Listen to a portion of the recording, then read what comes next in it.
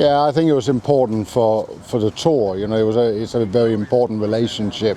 It was important that we did elevate it. You know, the relationship between Dubai and the European Tour is obviously a relationship that's been there for a long time, and it's steadily grown over the years. And now to associate ourselves that strongly with one of Dubai's strongest brands in DP World is very key for the growth of the tour, and hopefully, you know, in any strong relationship, it's obviously give and take, and there's got to be something in it for both parts, and hopefully our brand, what we stand for and where we go in the world, will help elevate DP World as well in their relationships around the world. So it becomes a two-way thing where both parties grow together, and I think the size of this relationship, it needs to be like that. You know, it really does. We need to elevate each other for it to be successful, and then go from strength to strength.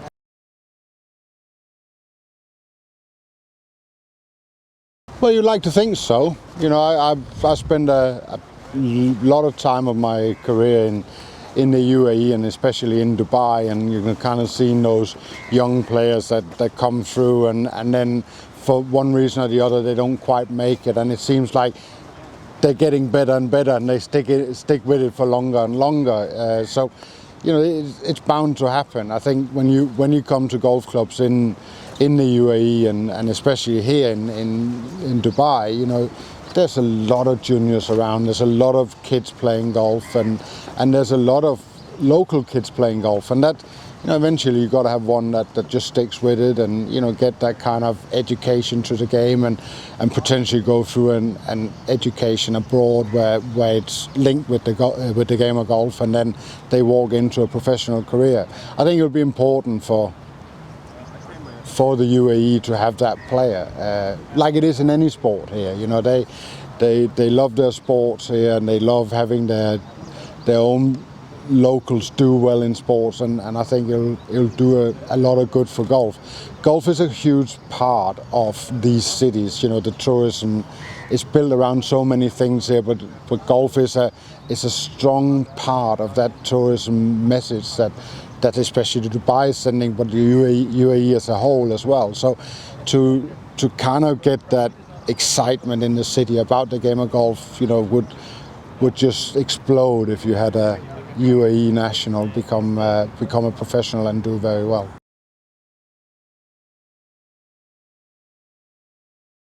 I think, you know, you always got to look back and say when things went the way they did, could we do something different? Is the model that we have, is that sufficient? You know, that we lived on for so long. Do we need to change things, or do we just change little things here and there in how we do it? But, you know, I think a lot of things was against the Europeans in the way it just kind of didn't get off to a start, and it was just things just piled on very quickly, and it became a very uphill task. And I think, you know, we've been on the giving end of that in the past, where it became an uphill task for the Americans. I think once the ball rolls against you a bit, it becomes a very difficult match to turn around, and yeah, we don't like seeing the scores of the way it was. But, you know, speaking to the players, speaking to Podrick, you know, there's just not that much that any of them say that they could have done differently. And sometimes, you know, where you are playing-wise, form-wise, the Americans were extremely strong, not just on players, but on form as well. And that's, you know, sometimes it just happens like that. And that's been in our favour in the past, and it was against us this time. And yeah, maybe you would change little things, but you won't change it massively. You know, that's we have a very successful formula, and we've been very successful in the Ryder Cup. Hopefully this was a one-off where things went against us from pretty much from the get-go.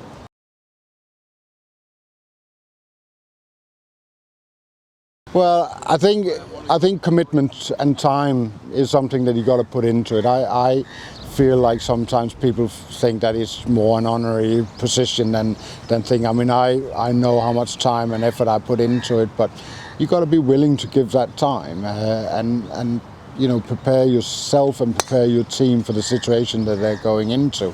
And that's, you know, the willingness of the captain to actually be a captain, being in management of a team, and not so much just coming in and just doing it for the week that it's there.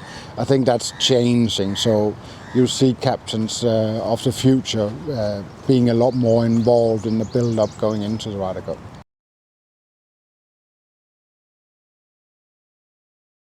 Yeah, I think it's nice, mostly for the reasons that you see guys that you've grown up with, playing the game, and guys that are now older than you, instead of all those guys that are so much younger than you, and so it's a nice change of environment, and obviously from a golfing perspective, you feel a lot more competitive in the sense of there's not as much pressure on you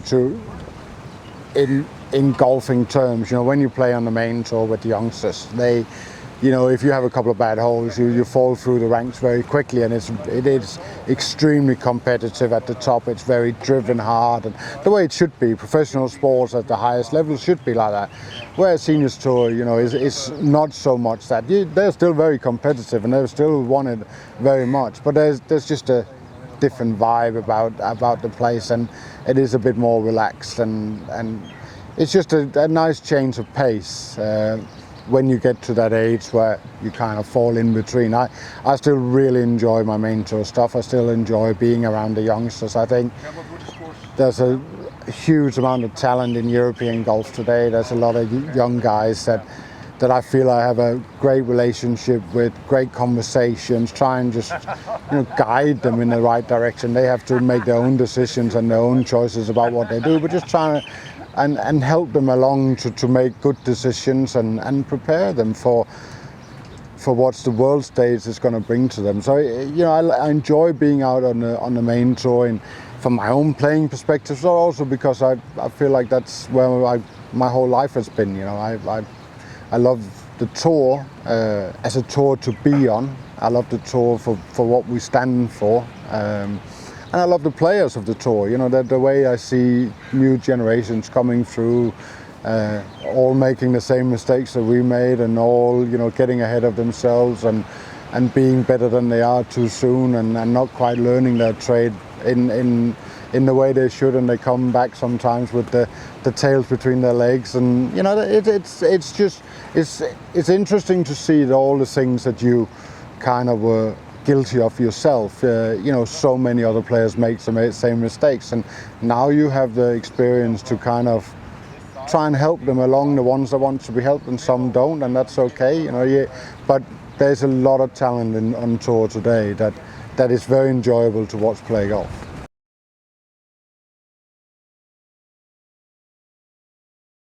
They both got all the talent in the world. They in my time, there's been 3 or 4 guys that really stood out, coming out talent-wise, and obviously Tiger and Rory, but there's been a few guys there that these two come in close. It's difficult to put them in that category, but they come in close, and they have all the potential to go all the way in the world of golf. That is being major champions, that's being world number 1, obviously playing in Ryder Cup.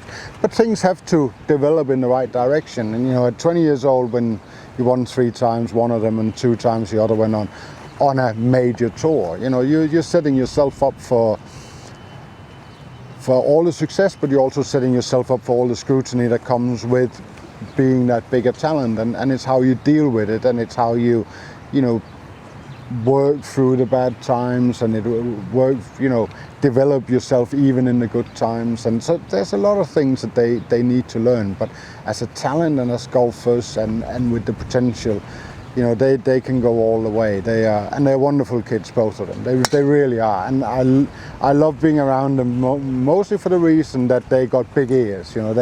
They want to listen, they want to learn, and then they kind of sort it out themselves. But they're willing. I love young players that come out and really want to take everything they can from all the players that have been through it. I go back in my own career, spending time with Langer and Seve and Woozy and people like that, and just sit and listen and try and understand their way of thought, just to make yourself better. And I see so much of that in these two.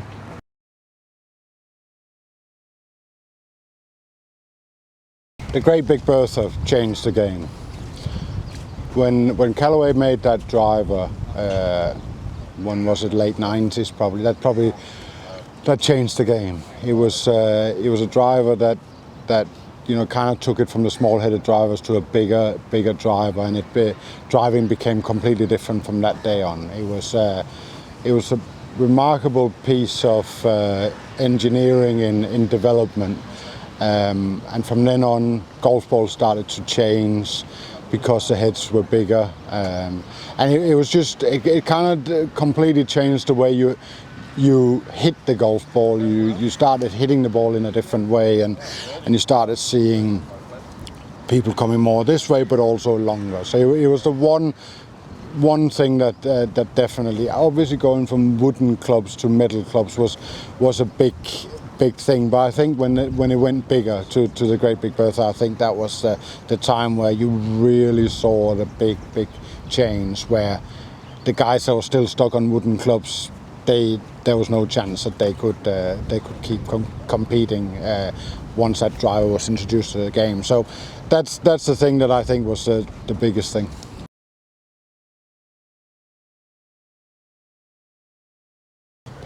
I find it all a little bit sad. I've known Phil for close to 30 years, and he has a lot of great thoughts about the game, and he's hugely popular with the fans. He's a great ambassador for golf, and the game's just gone into a place where it's been, from within the game, it's been quite uncomfortable, I think, because in the end, we want golf to keep growing. We want golf to keep doing the right things. We want golf to keep producing new things, and we have a CEO on the European Tour that's been very much on innovation, trying to do different things and trying to develop the game, and I think golf, you got to try things and then they might not work, and we've certainly been down that route with certain things where we did 6-hole golf, we've done shot clock masters, we've done certain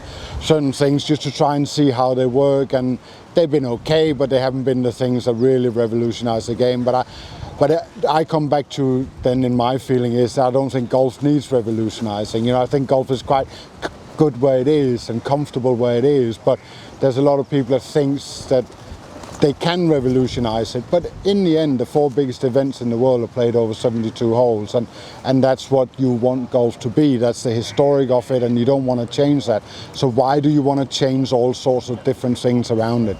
I believe in the tours. I believe in the PGA Tour. I believe in the European Tour. I believe in the Asian Tour. I believe that we could all work closer together to make a schedule that works better for the top players. I think there's a lot more demand on the top players today than there used to be.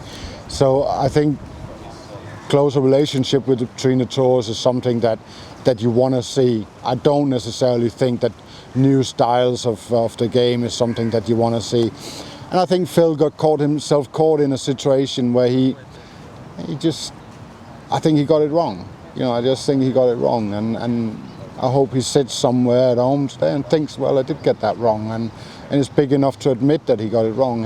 And I think that's his easiest way back to the PGA Tour, is to admit that he got it wrong. So that's my take on it. But on a personal level, I have a lot of time for Phil Mickelson. I have for what he's done for the game, the player. I mean, apart from Tiger Woods, Phil's been, in my era, by far the best player. He's been exceptional to watch, fantastic to be around, great opponent, and I want to see him back. Watching him winning that PGA Championship, I thought was phenomenal. I thought it was one of the greatest moments in golf. And that's what you want. You want him to be in those situations. You want him to be an ambassador for the game. So I think, but I feel he got this one wrong.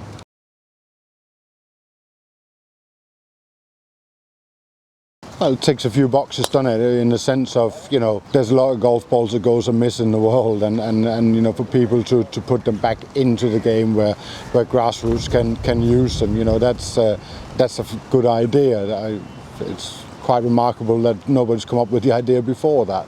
As part of the launch of that container, it's a very, very cool thing to see that, and I hope this is something that will, not just for DP World and that container, but it'll kick off around the world, and it'll kind of send a message that we have a responsibility in any part of the world. Plastic is one of our biggest enemies in the world today, and we've got to start looking after the environment.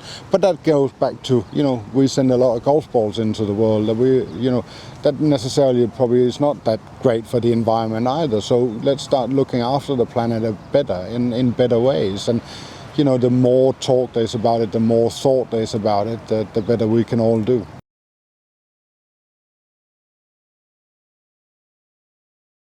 Well, the way Manchester United are going in now, it'll be a long time before they win the Premier League again. So I would say quite a few. But it's a tough thing to win. But I would say quite a few the way things are going at the moment.